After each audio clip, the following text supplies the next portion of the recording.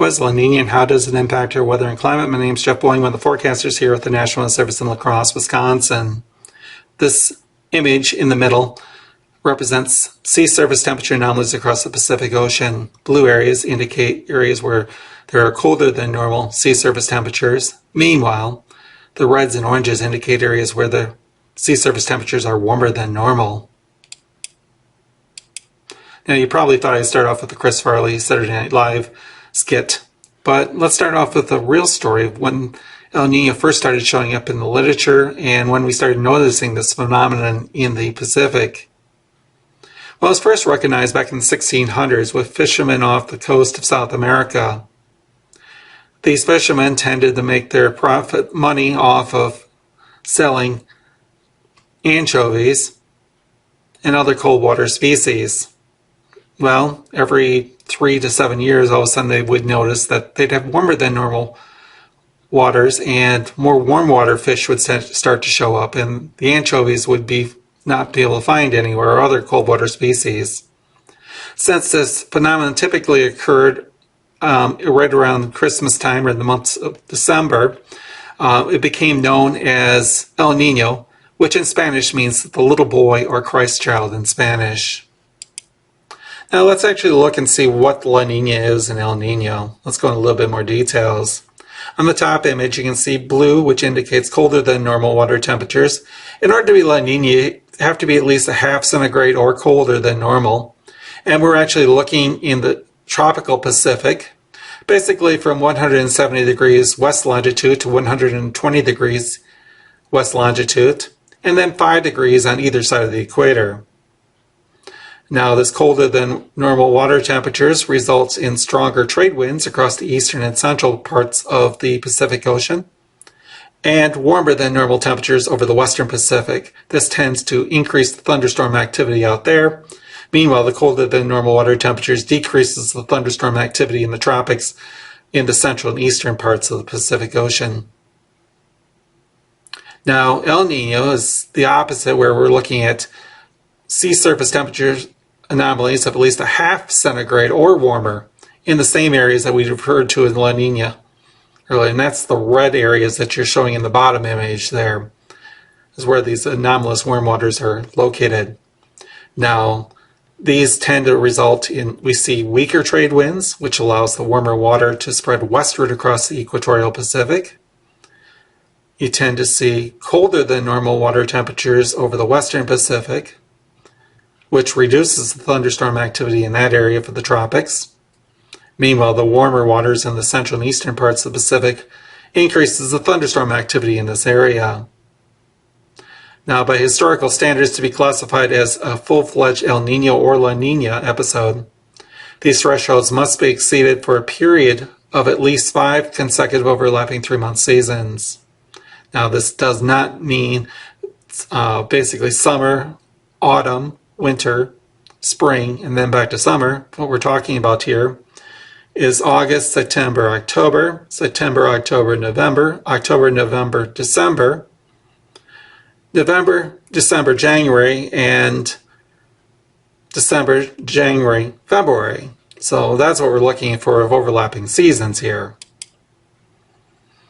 Going and looking at La Nina, besides looking at sea surface temperature anomalies, El Nino and La Nina are also based off what we call the Southern Oscillation Index, which is basically looking at the sea level pressure differences that occur between Tahiti and Darwin.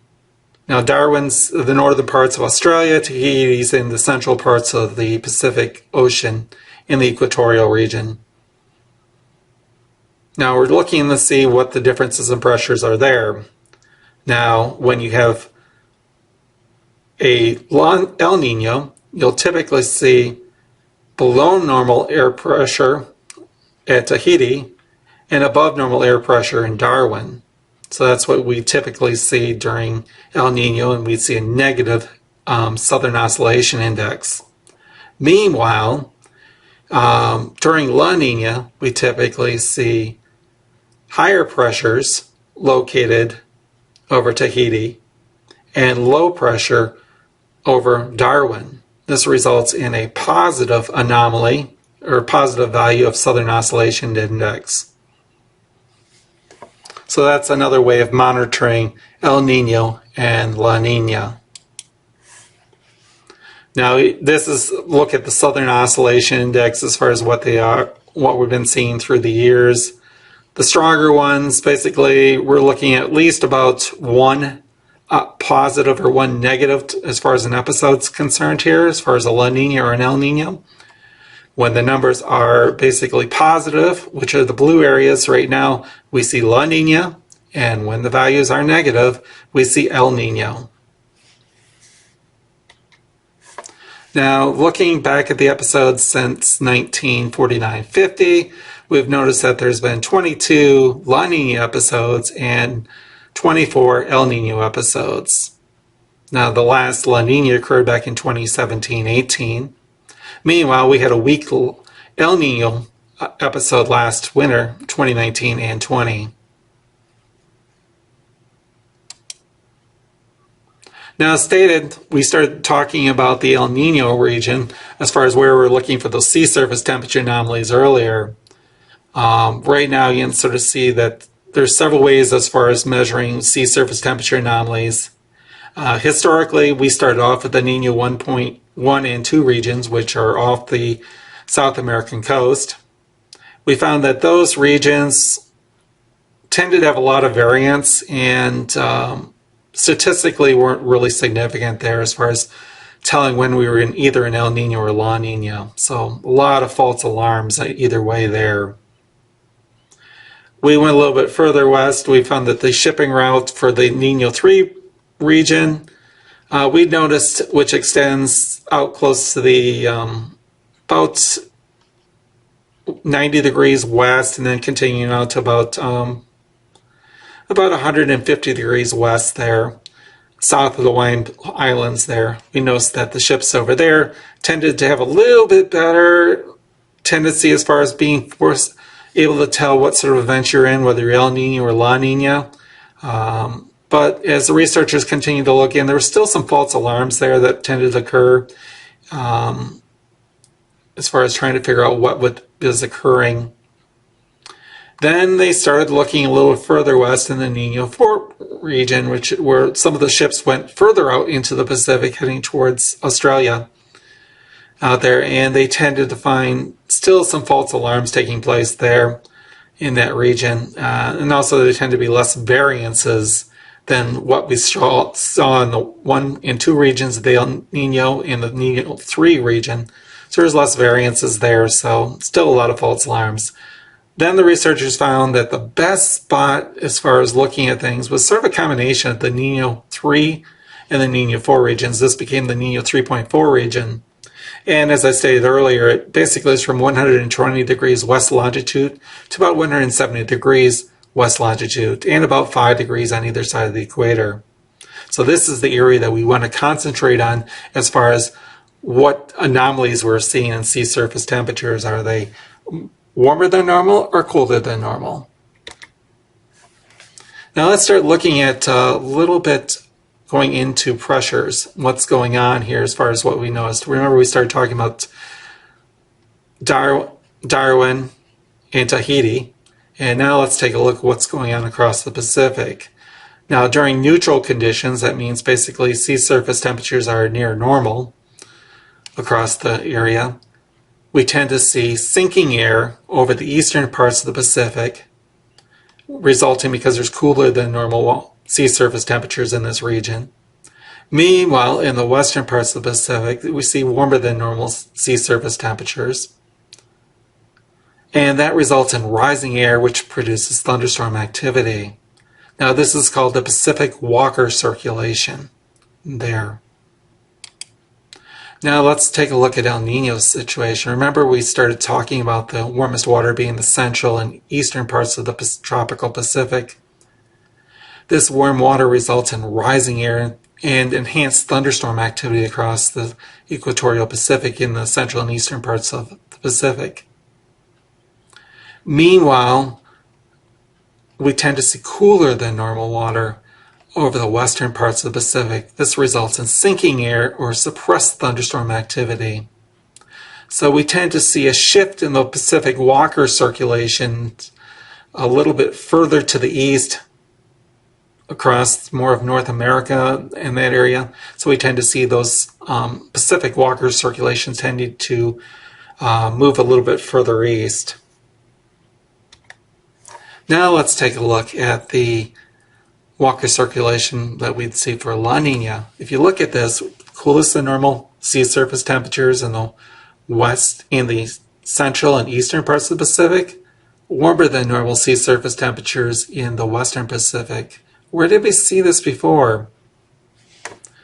Well, let's go back and take a look at the neutral conditions. Identical. That's what we tend to see.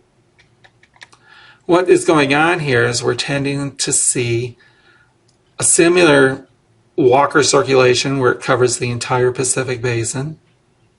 We're seeing enhanced thunderstorm activity in the western parts of the Pacific, sinking air in the eastern parts of the Pacific, which results in suppressed thunderstorm activity in the central and eastern parts of the Pacific. The difference between a La Nina and the neutral conditions is they're much stronger. We see much stronger trade winds taking place across the Pacific. We just increased what would be neutral and then enhanced it greatly across the area, across the Pacific. So that's what tends to occur when we're talking about La Nina conditions, is we took the neutral conditions and then just enhanced what would be happening in those neutral conditions during La Nina. Now, where this thunderstorm activity occurs, they tend to affect where our jet positions are located. Now, over on the right-hand side is what we typically see with El Nino. Because the thunderstorm activity tends to be more in the central and eastern parts of the Pacific, we tend to see a stronger subtropical jet across the southern U.S., and this brings wetter than normal conditions into California and across the southern U.S. Meanwhile, the polar jet stream tends to be shifted a little bit further to the north, which keeps the colder air more confined north of much of the United States. So we tend to see warmer than normal conditions across the thing. Meanwhile, La Nina, over on the left-hand side, tends to have more of a variable Pacific jet that takes place. Because the thunderstorm activity is further west, we tend to see two types of jet streams coming into the area. The jet stream gets shifted to the west, more over towards the central Pacific, resulting in a Pacific jet that comes into the Washington, Oregon coast and then comes in. That brings a lot of maritime air into the United States. As a result, we tend not to see as much cold air coming in times when this jet is most favorable. Meanwhile, when the jet is strong across the central Pacific, we tend to develop a high pressure system over the eastern parts of the Pacific, and this tends to bring colder air into the Midwest and the Great Lakes regions. The coldest air typically tends to stay more in Montana, the western parts of Canada, and the Dakotas, and also parts of northwest Minnesota. Another thing I mentioned earlier, we started talking about trade winds a little bit. Trade winds result from what we call Hadley circulation. So we got the thunderstorm activity developing in the Pacific along the equator, and then you get sinking air about 30 degrees north latitude or south latitude, and this ends up resulting in high pressure in those areas. Now, typically, if Earth wasn't spinning, we'd see just north and south winds colliding at the equator, creating thunderstorm activity along there. However, because of the way the Earth spins, we actually start to pick up what we call trade winds. They're more of the winds traveling along the equator are bent to the right in the northern hemisphere. Meanwhile, they're bent to the left in the southern hemisphere. This is due to the Coriolis effect, which is caused by the Earth spinning. And the Earth spin eastward, so this means the winds are headed towards the equator, veer off to the west, which is opposite the direction of the Earth's rotation. And ships in the olden days basically used, sailing vessels used these trade winds to get across the Pacific.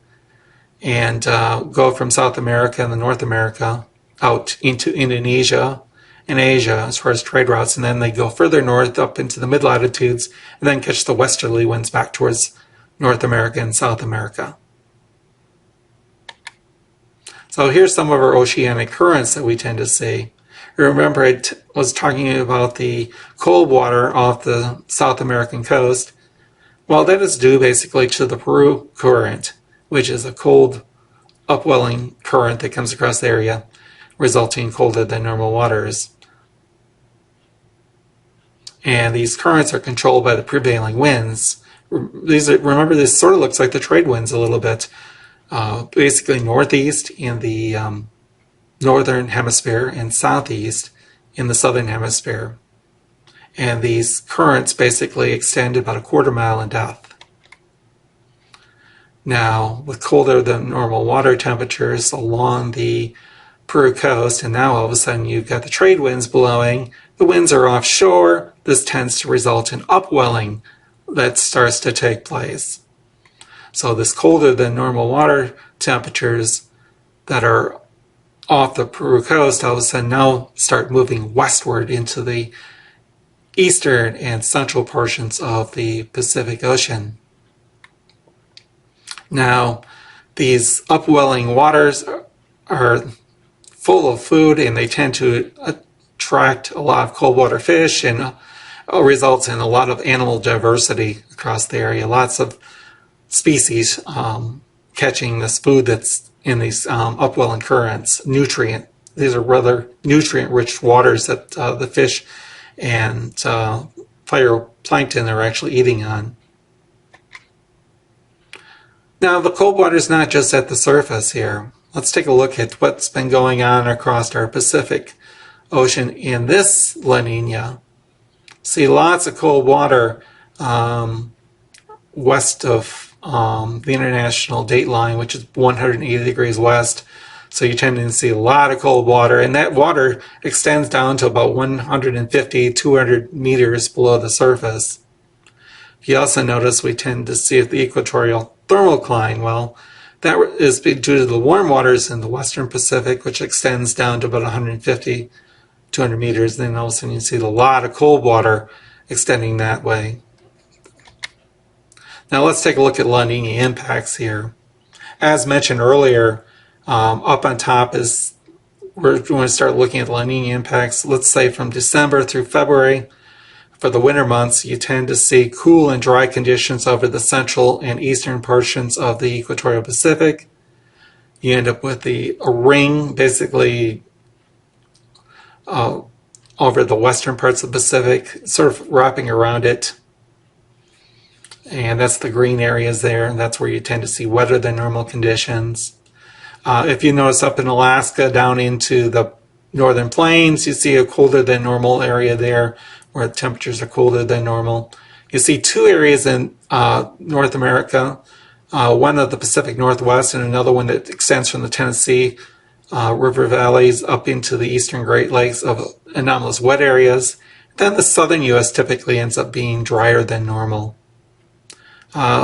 Some areas will tend to see their impacts in June and August here, where we tend to see cool and wet across the southern portions of the Gulf of Mexico, cool and wet Indian Ocean and western parts of the Pacific, and then also parts of eastern Africa tends to see these cool conditions for summer.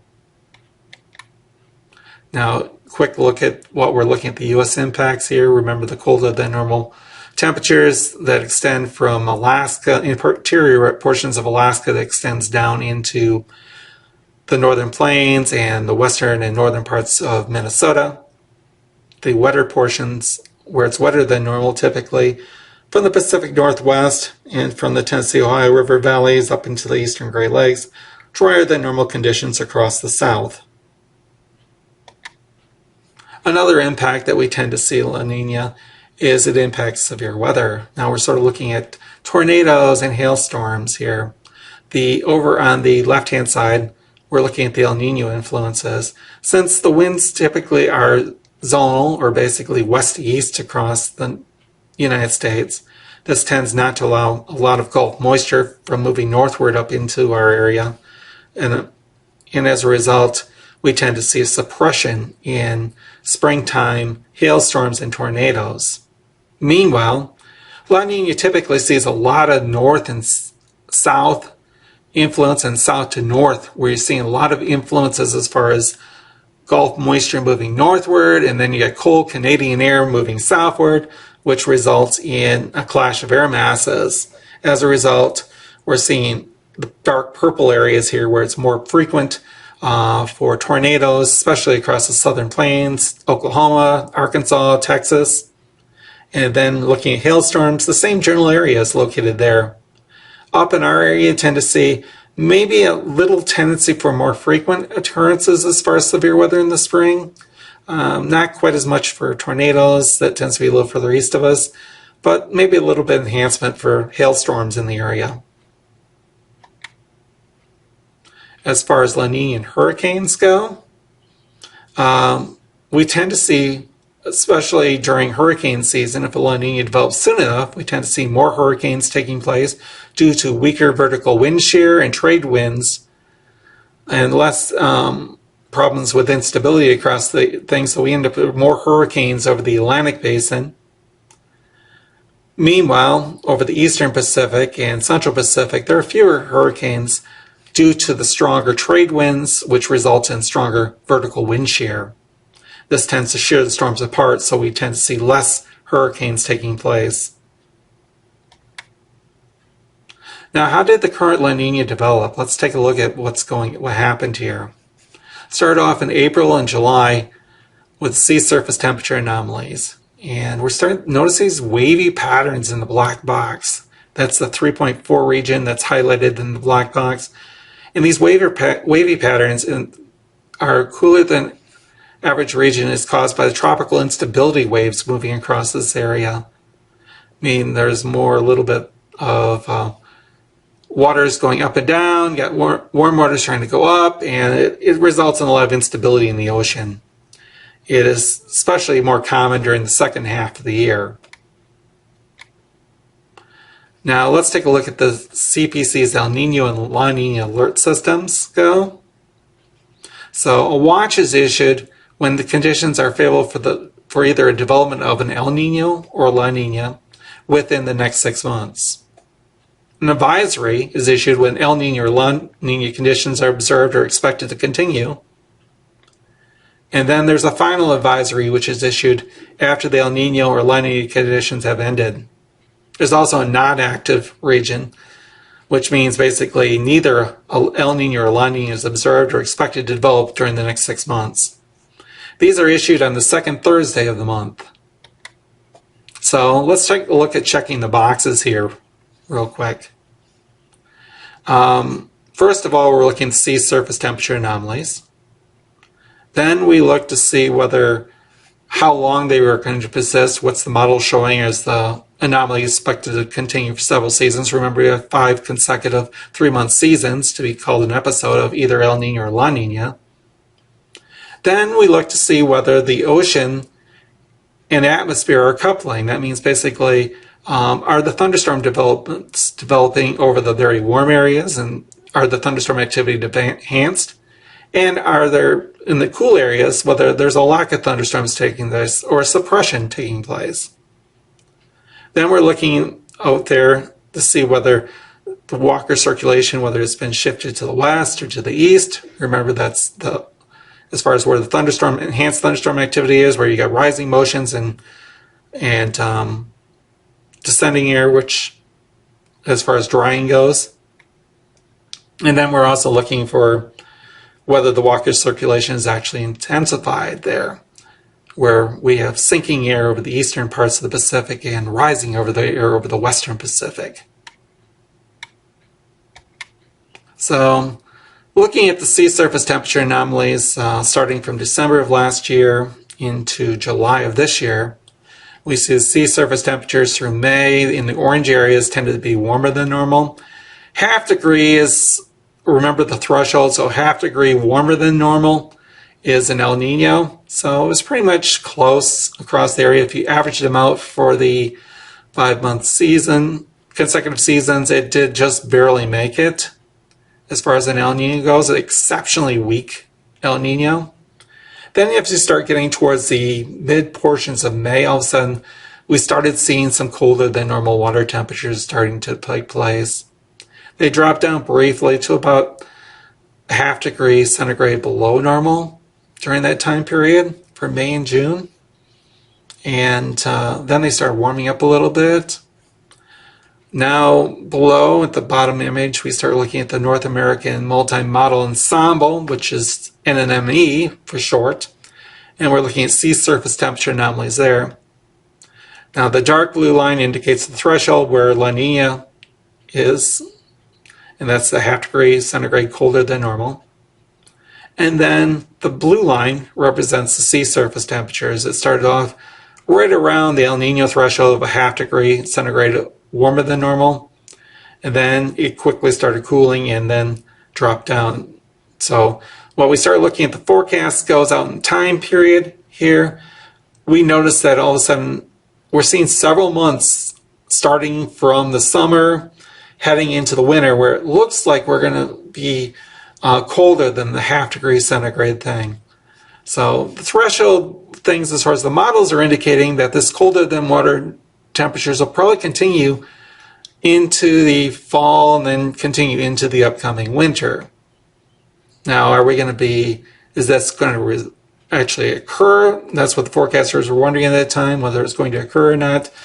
The, what we call CFS version 2, which is a coupled forecast model, it was indicating that this would occur too. Some of the other models weren't quite as threshold, didn't have the water temperatures quite as cold. So there was still some uncertainty that was going on. So the other thing that we tend to look at is the outgoing long wave radiation that takes place. When you have no thunderstorm activity occurring, we can see, satellites can see all the way down to the surface, and they can see the warm water that's down there. So we tend to see warmer than normal water temperature things, so we have more outgoing long wave radiation or heat being emitted. So we're able to see this heat being emitted from the sea surface. So those are the orange areas there. Meanwhile, over the western Pacific, we're seeing small little areas where the thunderstorm activity is occurring. When you have clouds and stuff like that, the clouds basically prevent from us seeing down to the sea surface temperature. So therefore, there's going to be less outgoing long wave radiation. That's what this blue indicates, areas where there's less outgoing long wave radiation. So over on the right-hand side, you can start to see our little figures where the satellite's being blocked by the thunderstorm activity to the north, which ends up resulting in less outgoing wave radiation being detected by the satellite. Meanwhile, in the bottom image, the satellite is able to detect all the way down to the surface because there's no thunderstorm activity occurring across that area. So we're seeing more outgoing long wave radiation or heat coming from the ocean. So let's take a look what was going on from May into July. We did see no thunderstorm activity taking place across the central parts of the Pacific. It was definitely seeing more long wave radiation coming off the sea surface temperatures, so greater values. Meanwhile, in the Pacific, yeah, there's some thunderstorm activity, but not as great out in the western parts of the Pacific, out towards Indonesia. So we weren't seeing the strong Hadley circulation taking place. Remember, the Hadley circulation for La Nina is the enhanced, strong version of lots of thunderstorm activity, enhanced thunderstorm activity over the western Pacific, and lack of it in the east. So we do have lack in the east, but we don't have a clear signal at all in this one for the thunderstorm activity in the west. So the Hadley circulation right now is fairly weak, probably more what we typically see during a neutral part. Now, looking at the trade winds, the trade wind anomalies, the blues indicate strong trade wind anomalies, and the reds and yellows indicate weaker trade winds. While there was some easterly trade winds taking place in the El Nino 3.4 region, they weren't exceptionally strong across that area. So there's fairly weak trade, so we're not seeing the atmospheric response taking place, the enhanced Hadley cell taking place. So let's take back a look at our check boxes.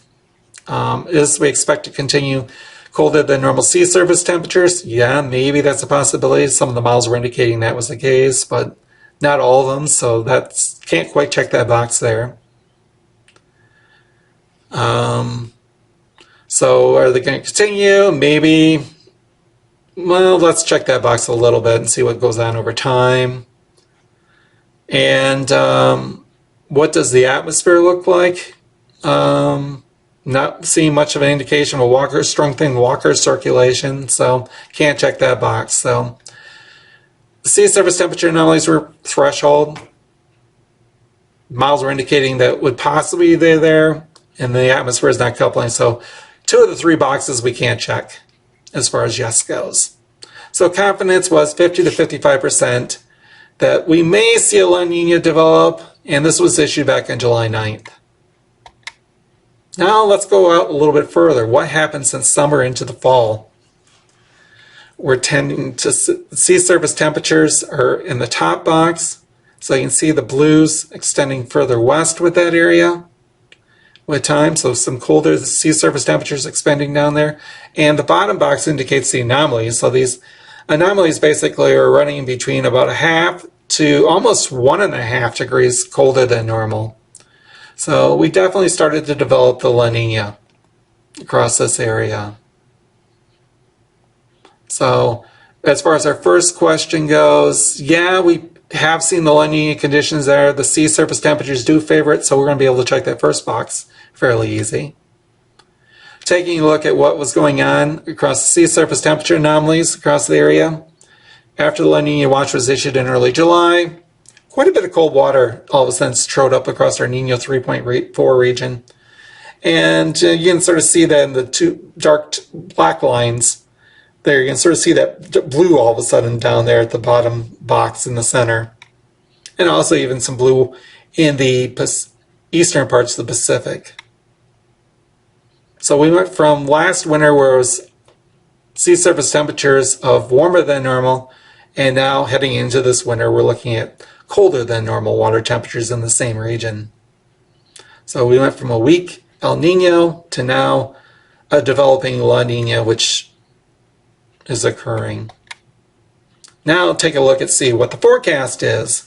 Another place that we look for sea surface temperature forecast anomaly forecast is from the IRI or the CPC. So we're starting to look at various models out there. And what we're seeing now basically is, as far as the thresholds go, we definitely have more than 5 consecutive seasons going on as far as the forecast being below the La Nina threshold of a ½ degree centigrade or colder. So basically looking at the northern hemisphere winter, it looks like there's at least a 95% chance that the La Nina conditions will continue through January through March at least, and then into the spring of 2021, at least a 65% chance of the La Nina continuing. Now take a look at what's going on with the long wave radiation. A little bit different as far as the colors go. This time we've got browns and tans basically indicating areas of suppressed thunderstorm activity, or where the long wave radiation is actually enhanced taking place going across the area. And then the green areas indicate areas which the outgoing long wave radiation is actually decreased. So we're seeing the enhanced thunderstorm activity taking place across Indonesia into Asia, and we're seeing the suppressed thunderstorm activity taking place across the central Pacific. Taking a little bit further to the east, there's a small little area green south of Baja California, and that was Marie, which was just the 4th hurricane of the 2020 season in the eastern parts of the Pacific. This tied for the 2nd fewest since 1981. Meanwhile, you're seeing the green areas where there was enhanced thunderstorm activity across the Pacific. This was Tropical Storm Gamma, Hurricane Delta, which was a Category 4, and Hurricane Zeta, which was a Category 2. So you're seeing the enhanced thunderstorm activity in that region.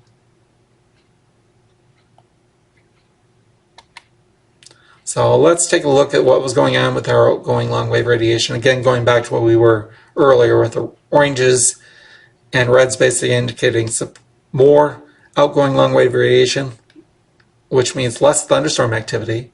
And then in the western Pacific, the blue areas indicating where there's less outgoing long wave radiation or thermal radiation. And because you're measuring from the cloud tops, you're cooler up into the atmosphere. So there's your enhanced thunderstorm activity. So you've got your thunderstorm activity weak in the eastern parts of the Pacific, central parts of the Pacific, enhanced thunderstorm activity in the west. That means an increased Hadley cell that takes place across a stronger Walker circulation across that area. Remember the Walker circulations? You need strong Walker circulations for a La Nina, and that's the La Nina response in the atmosphere. Looking at the trade winds, early August, not really favorable. A lot of oranges taking place, very weak trade winds. Meanwhile, as we started getting into October and November, the trade winds really started to ramp up. And that's also when we started to see the more upwelling taking place across off the Peru coast, which had colder than normal water temperatures worked west into the eastern and central portions of the equatorial Pacific, which had increased the strength of your La Nina. So again, more of an atmospheric response taking place now. Taking a quick look at the 850 wind anomalies, these are about 5,000 feet or so. You can sort of see, and this is time scale sort of the opposite way as far as time scales that we showed in some other diagrams, where January is at the bottom of the figure, August is in the top. Notice that there was very weak trades taking place in the spring, and then since then the trades have increased. So we're seeing more easterly anomalies and stronger trade winds taking place as we continue through summer, into the fall, and now into the winter.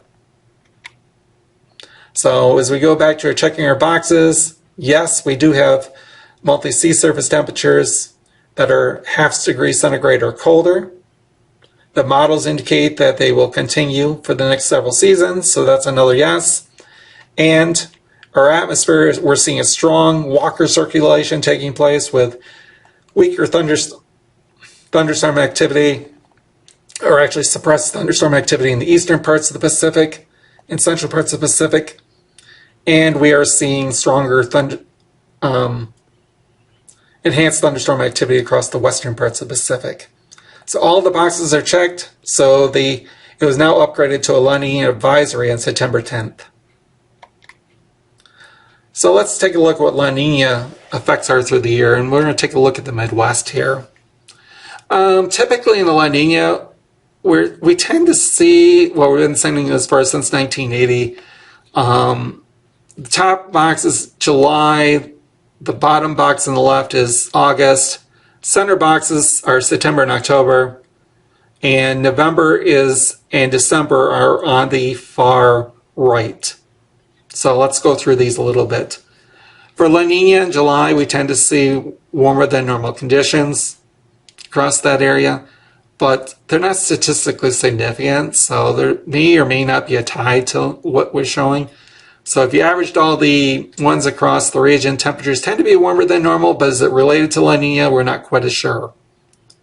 Now when we get to the month of August, we're seeing enhanced activity, things for warmer than normal temperatures across much of the Midwest. And they're actually statistically significant. So we're basically more inclined that during a La Nina developing, we're probably going to see warmer than normal temperatures. There's a fairly good shot that we'll see warmer than normal temperatures across much of the Midwest. As we get into September, we start losing that signal a little bit. Not really much of a signal. October tends to be a little bit warmer than normal, but it's not really a strong statistical signal. Maybe 1 to 2 Fahrenheit warmer than normal. This October is much colder than colder.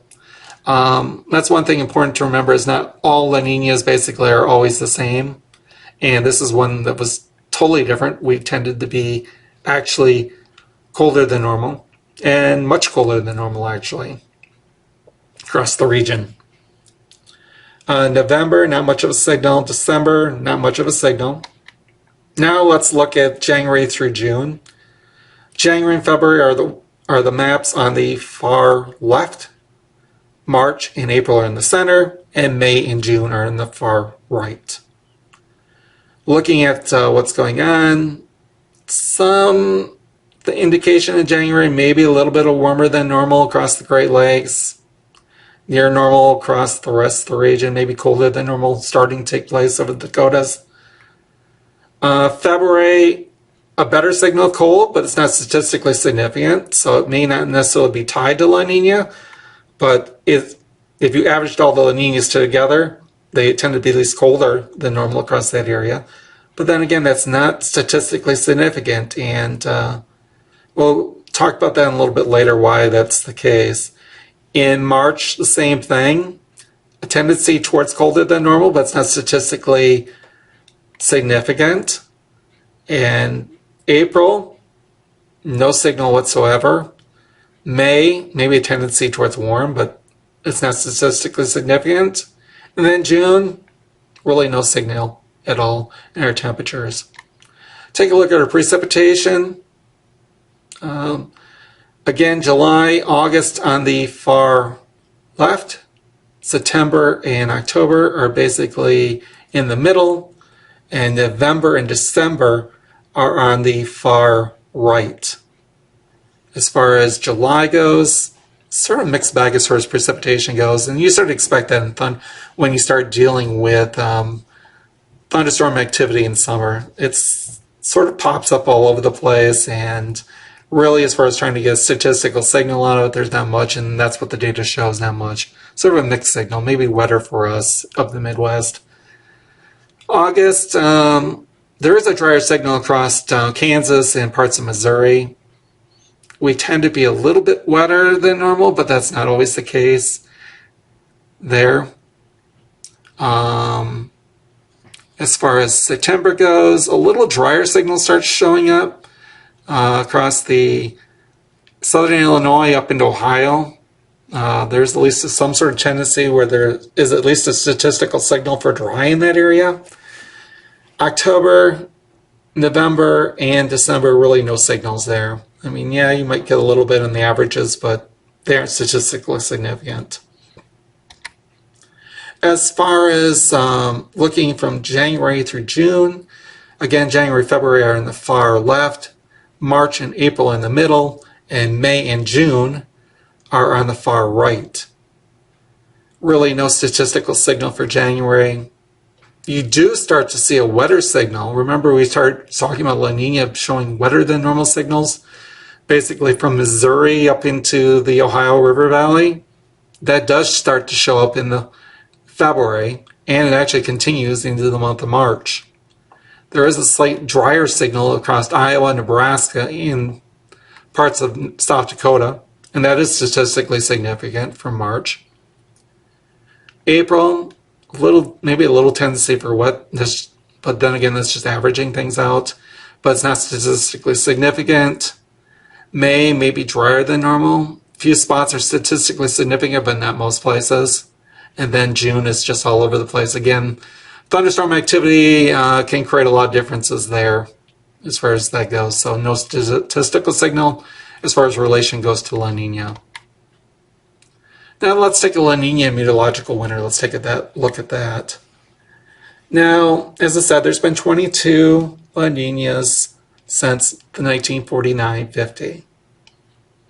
And La Ninas, basically, there's a weak, moderate, and strong. Now, weak basically is a half degree centigrade or up to 9.9 centigrade colder than normal.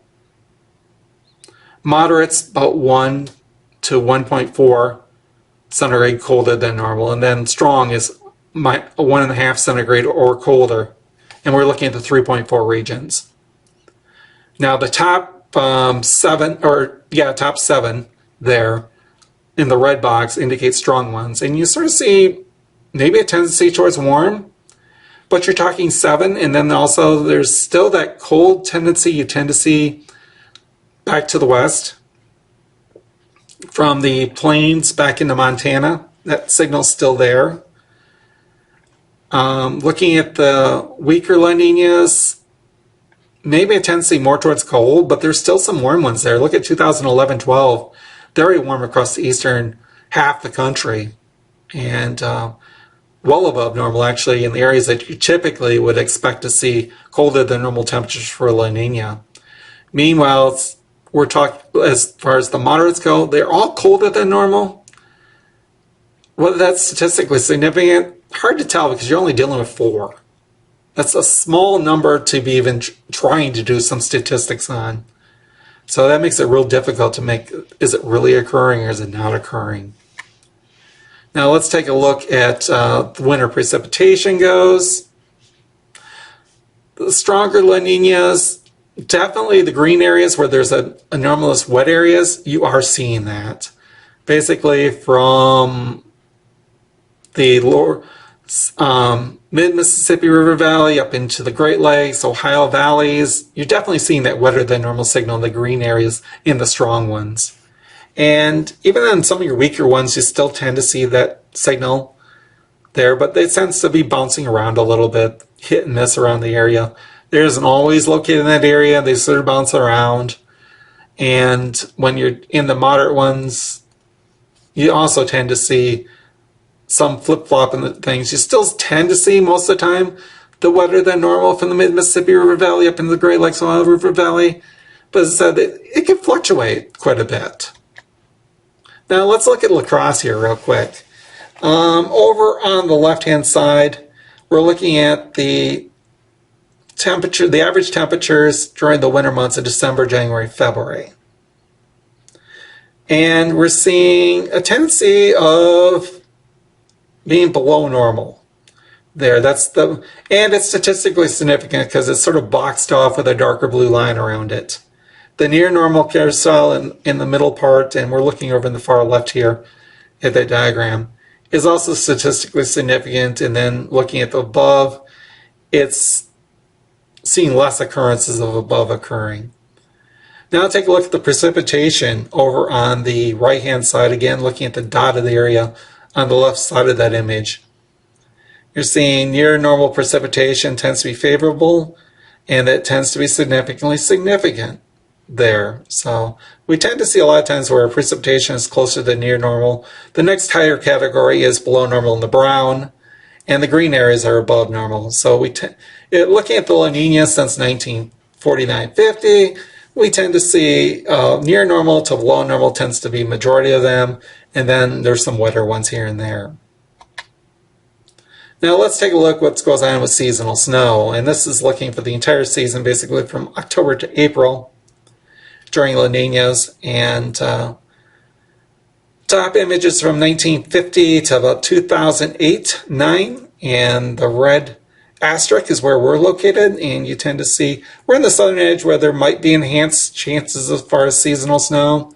It's not that great in our area. We're maybe 2 to 4 inches above normal during La Niñas there, so it's not really strong. If you look at the weak La Niñas, that's the far left at the bottom, we tend to see a little bit more snow in those weaker La Niñas. Meanwhile, if we take a look at the stronger La Niñas, we're sort of caught in the middle. The eastern parts and central parts of, or eastern and northern parts of Wisconsin, a little bit above normal. And just to our west, you're seeing the less snowfall. And it's not really a lot there because the lighter blues are like 2 to 4 inches above normal, and the browns and tan areas are 2 to 4, and the darker browns are a little bit more than 4 inches below normal. So we're sort of caught in the middle, and this La Nina we sort of expect to be a moderate to strong, so that's where we're looking at right now. Is as far as precipitation goes, it's hard to say exactly where we're going to be just based off La Nina signal alone. Now let's take a look at La Nina and climate change a little bit. We are seeing changes occurring with La Nina as the planet continues to warm. Looking at the La Nina, monthly temperatures, and these are the global temperatures since 1950. And then we're looking at the black lines are basically where is the 1901 to 2000 global temperature average. And you sort of see from with time, the top image goes from 1950 to about the mid-1980s. And we sort of went up and down a little bit, but 1976, since 1976, the average global temperature has trended to be above the long-term average of the 20th century. And then the bottom image shows the global temperature from 1986 to current, and we're showing that it's above that 20th century global temperature average all those years, none below the line taking place. The red areas indicate El Nino, which typically in El Nino, because of the warm waters that are associated with it, we tend to be warmer. The planet tends to be warmer. You tend to see less cold air taking place across the world, so those tend to be your warmest years. And your blue areas are lining things, and due to the colder water temperatures and more cold air across like North America and other parts of the globe, you tend to be a little bit cooler. But if you look at this one right now, we're running right now in either the second to the fourth warmest year on record taking place, and those records go back to 1880. So this for La Nina is pretty impressive that we're still this warm going on even now. Besides affecting our atmosphere, our oceans are also warming. So here's what we look back to 1880.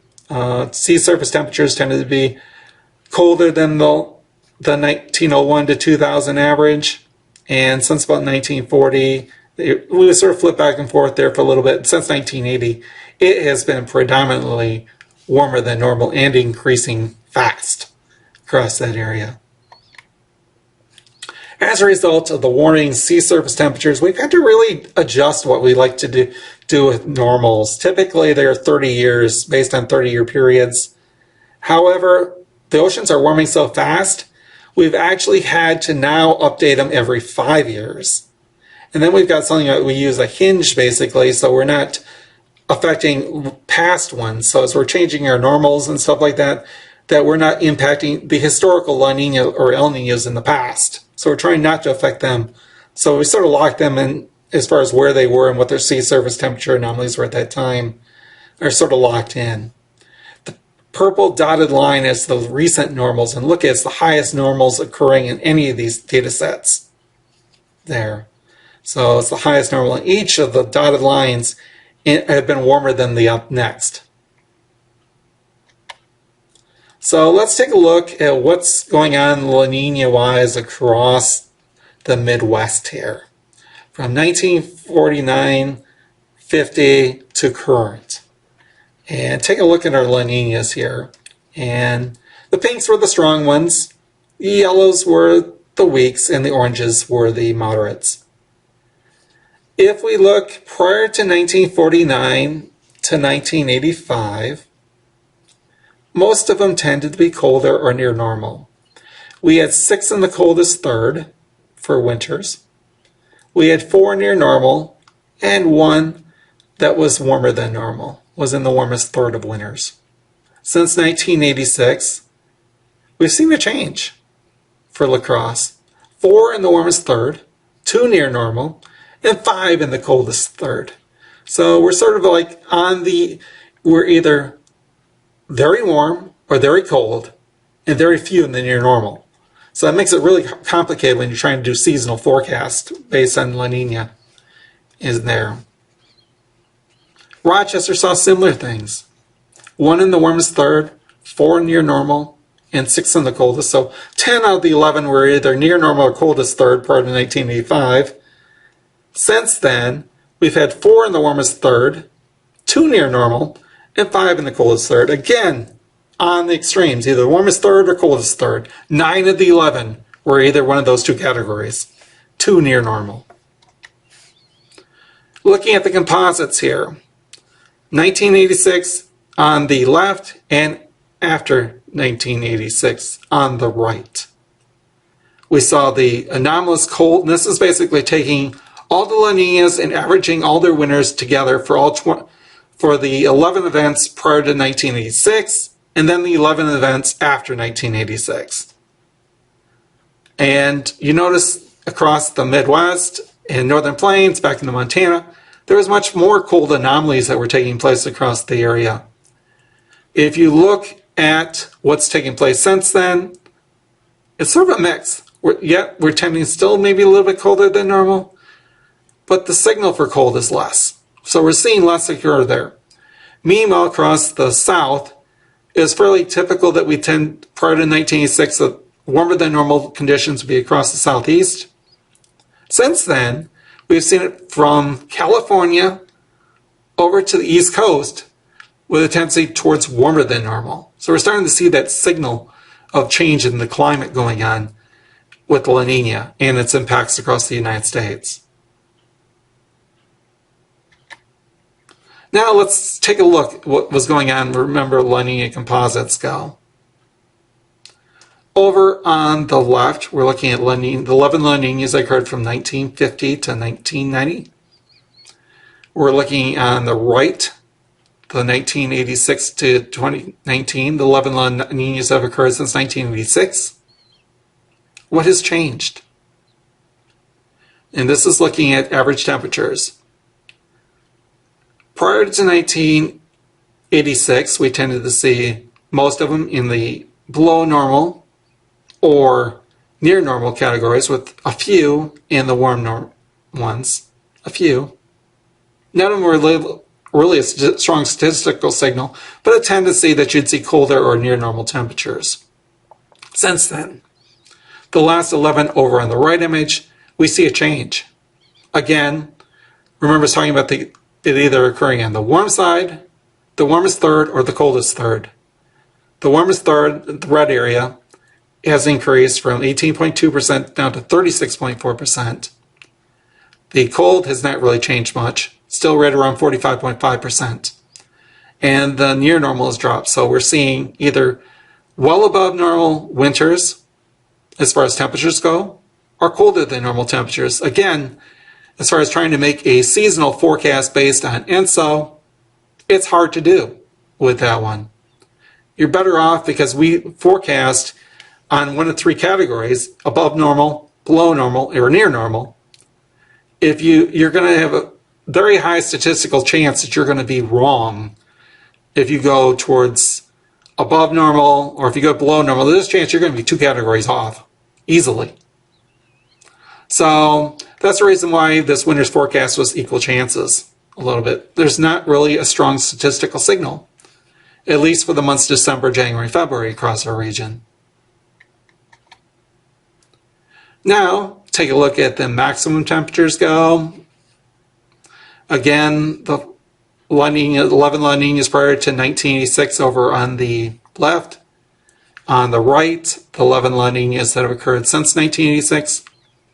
Same signal. As far as max temps go, the highest category was near normal, followed by below normal temps. Since then, we're seeing the dichotomy taking place, with it either occurring on the warmest third or the coldest third. And the near normal one has dropped from 45.5% to 18.2%, so a big drop in that category. And with only two, you're going to see a huge drop. Looking at minimum temperatures go. Interesting little thing that shows up, at least on the minimal a little bit.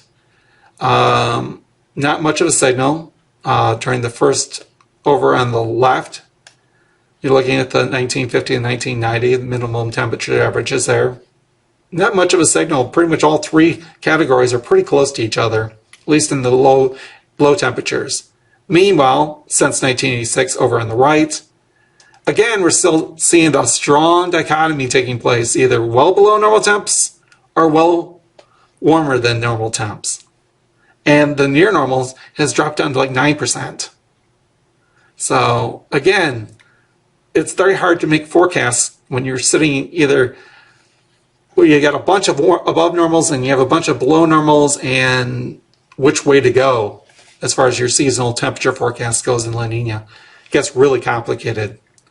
So that's the reason why, again, we went near normal, or equal chances, I should say, for this upcoming winter. Let's take a look at the precipitation that occurred since 1949-50. Not as much signal with it. I mean, all categories seem to be favorable. You have your dry winters, you have your wet winters, and you have ones that are near normal. And even the strength of the La Nina doesn't tend to be much of a difference, really. Again, the pink areas are the strong La Ninas. You tend to still see the strongest signal, basically, again, from Missouri up into Ohio and lower Michigan. Our area, it can go back and forth a little bit. So, hard to make a forecast just based on La Nina as far as winter precipitation in our area. Take a look at the changes in precipitation over on the left. We're looking at prior to 1987, and that's the 11 La Ninas there. And the La Ninas after 1987. Wasn't much of a signal prior in the first 11. Not much signal. Pacific Northwest, yes. Ohio, or actually Tennessee Valley, maybe Ohio Valley, yes, a little signal there. Dry, maybe southern Florida, California.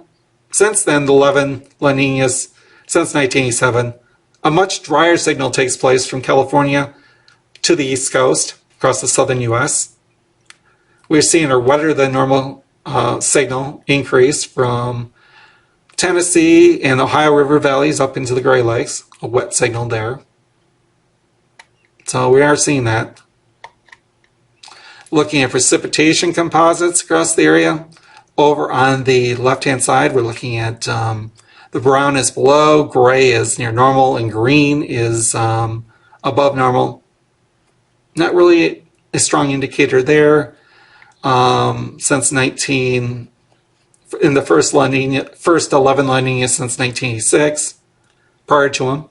And then over on the right, we're looking at the La Ninas that occurred since 1986, the 11 of those, and maybe a little bit more towards near normal and actually drier than normal there. Pick up there. Above normal has been a little less there as far as the signal goes.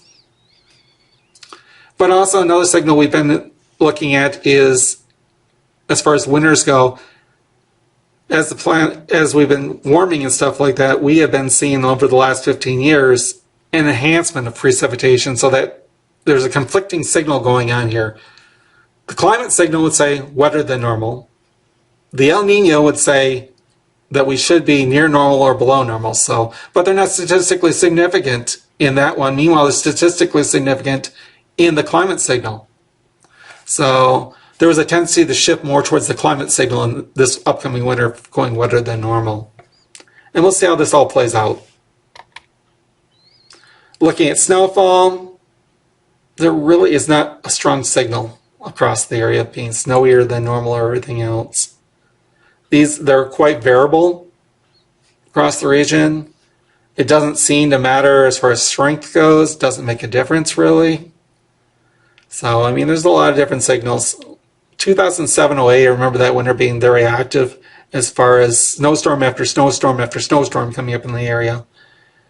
And that was pretty active there. So, I remember seeing quite a few there through that.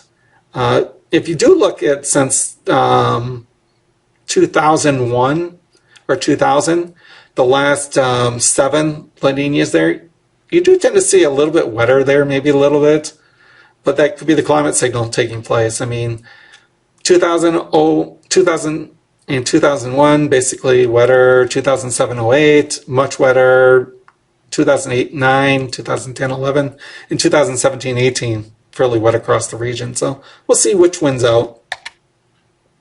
As far as snowfall across the area, prior to 1986, the 11 prior to 1986 over on the left, a lot of them were below normal or near normal, with a few in the above normal category. Since 1986, again, what we saw in our temperature thing, we show up in the snow again. With increased snowfall, it's not statistically significant since 1986, La Ninas. But we are also seeing drier on the other side, which is also there, with very few in the middle. So a lot of mixed signals when you start looking at snowfall too.